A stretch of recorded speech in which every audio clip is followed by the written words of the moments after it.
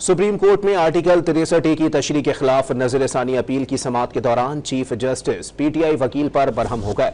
वकील मुस्तफीन काज़मी को कमरा अदालत से बाहर निकाल दिया गया। बैरिस्टर अली जफर की जानिब से बेंच पर एतराज भी मुस्तरद कर दिया। एडिशनल अटॉर्नी जनरल को अली जफर की बानी से मुलाकात कराने के इंतजामात की हिदायत कर दी गई।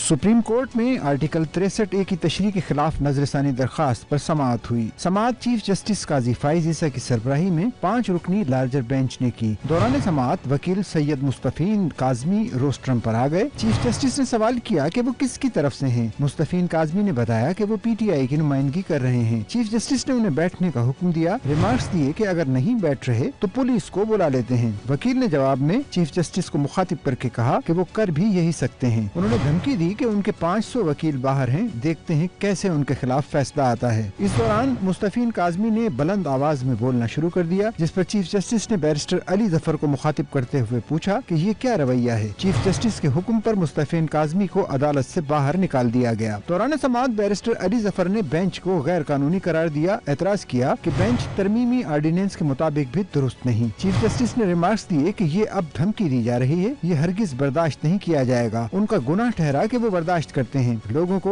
यहाँ मर्जी के बेंच की आदत है। क्या हमारे पास इख्तियार है कि जबरदस्ती किसी को पकड़कर बेंच में लाएं? अली जफर ने कहा कि कल के दलाइल बहुत मीठे थे। जवाब में चीफ जस्टिस ने मुस्कुराकर रिमार्क्स दिए कि आज के दलाइल कल से भी ज्यादा मीठे होंगे। बैरिस्टर अली जफर ने कहा कि उन्हें दलाइल के लिए वक्त दरकार है। बानी PTI से केस पर मशावरत करनी है। इजाजत दें कि बानी PTI से मामले पर मशावरत की जाए। चीफ जस्टिस ने एडिशनल अटॉर्नी जनरल को अली जफर की बानी से मुलाकात कराने के इंतजाम करने की हिदायत कर दी। रिमार्क्स दिए कि कोशिश करें आज रात तक अली जफर की बानी से मुलाकात हो जाए। केस की समाअत कल 11:30 बजे तक के लिए मुलतवी कर दी गई।